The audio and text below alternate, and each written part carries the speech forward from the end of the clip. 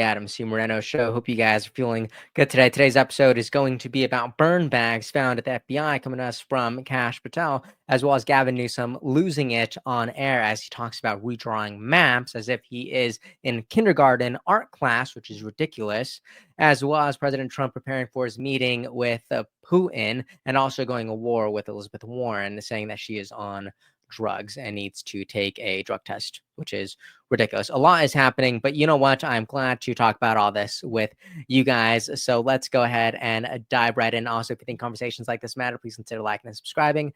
Now, let's jump right in.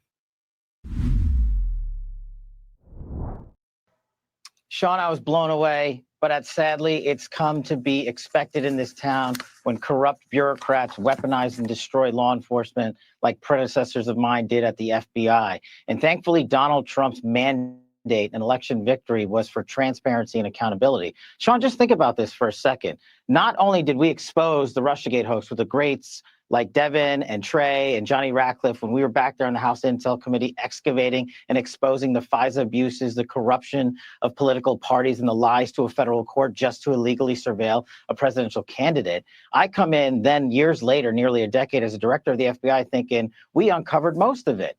But sadly, we found a room locked away in the Hoover building that contained burn bags. And just for your audience, Sean, a burn bag is a government bag that is specifically created to destroy classified evidence and shred and burn it, hence the name burn bag. We didn't find one, we found 7. That wasn't the only thing we found in there. We found hard drives from our predecessors and prior FBI leadership, and folks like Page, Strzok, Comey, McCabe, Comey, the list goes on from Russiagate.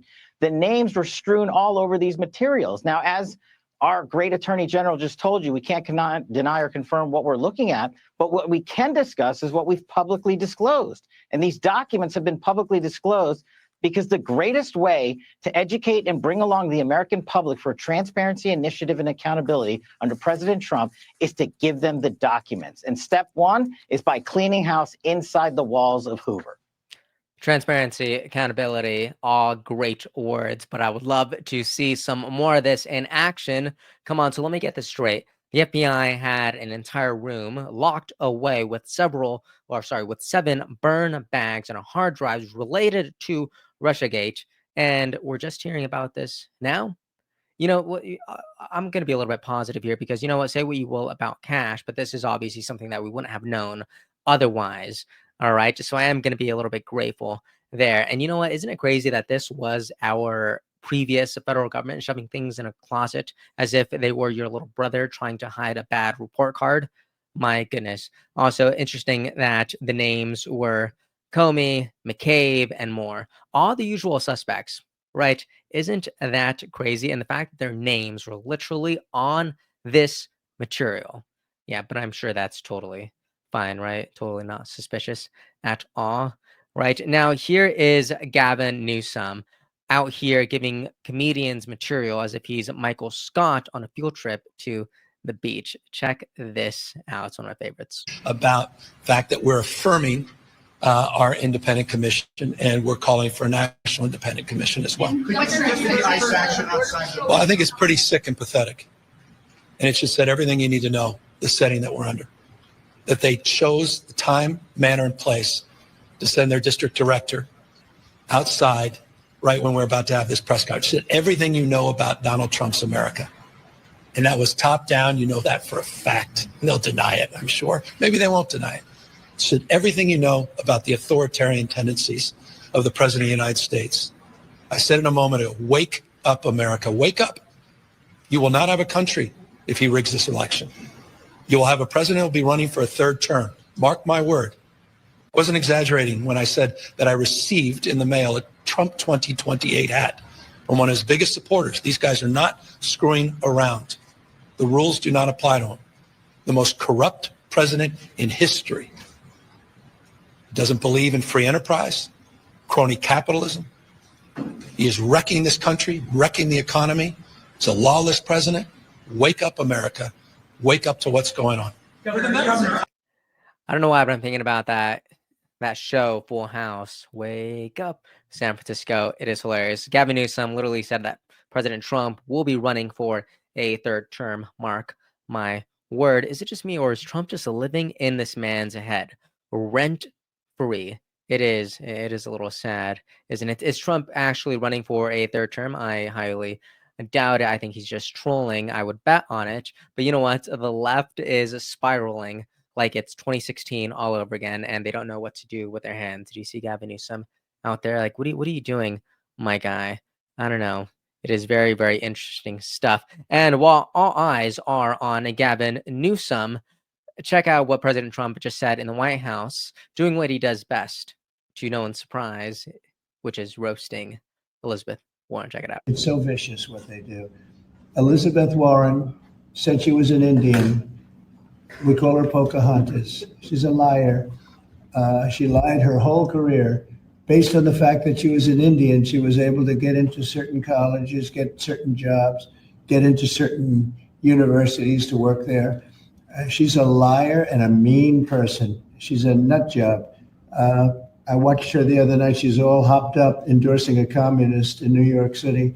And she was all excited and jumping up and down. She's got to take a drug test. She really does. She's got to take a drug test. There's no way somebody can act that way and be normal. What she's done to our financial institutions, he destroys people.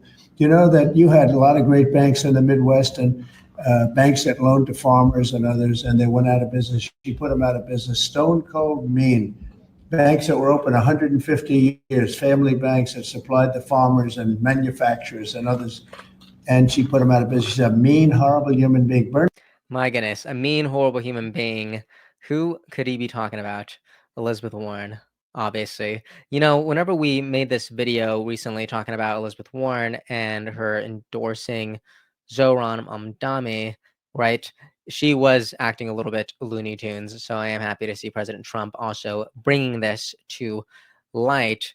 And are we even surprised anymore? Right? Trump saw Elizabeth Warren out here jumping around on stage, basically screaming for Zohran, and he's like, yeah, she's on something.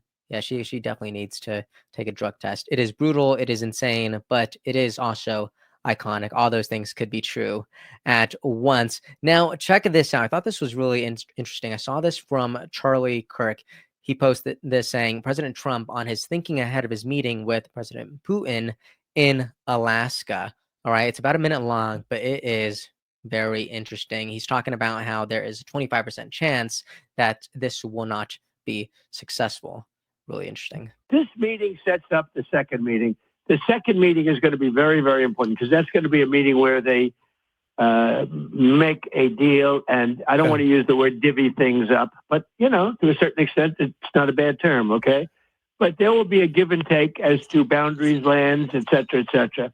The second meeting is going to be very, very important. This meeting sets up, it's like a chess game. This meeting sets up the second meeting. But there is a 25% chance that this meeting will not be a successful meeting, in which case I will run the country, and we have made America great again already in 6 months. And you'll hit them with consequences, right? You'll hit them with more sanctions. The Senate sanctions go front and center if he disrespects. Yeah.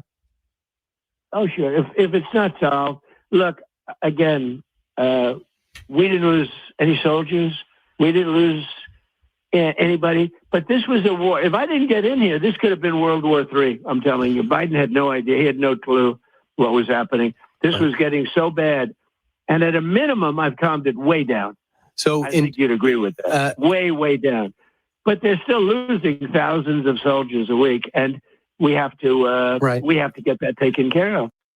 You know, he's not wrong. And although the number 25% might seem a little, you know, wild, the fact that President Trump is being this honest, I actually like it, right? Because we are living in chaotic times being played out on a global scale with different heads of state all interacting unpredictably with one another.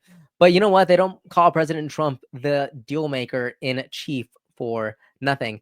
Anyways, I love to know what we think about all this from Kash Patel, director of the FBI, talking about these burn bags, to Gavin Newsome losing it on air, crying about a possible third term for President Trump, which we all know that's most likely not going to happen. But it is interesting to see top Democrats talking about this, as well as President Trump about Elizabeth Warren and on Putin. All right, let me know what you think about all this. What do you agree with? What do you disagree with? And I will see you next time. If you made it this far, please consider liking and subscribing. Episode's over already.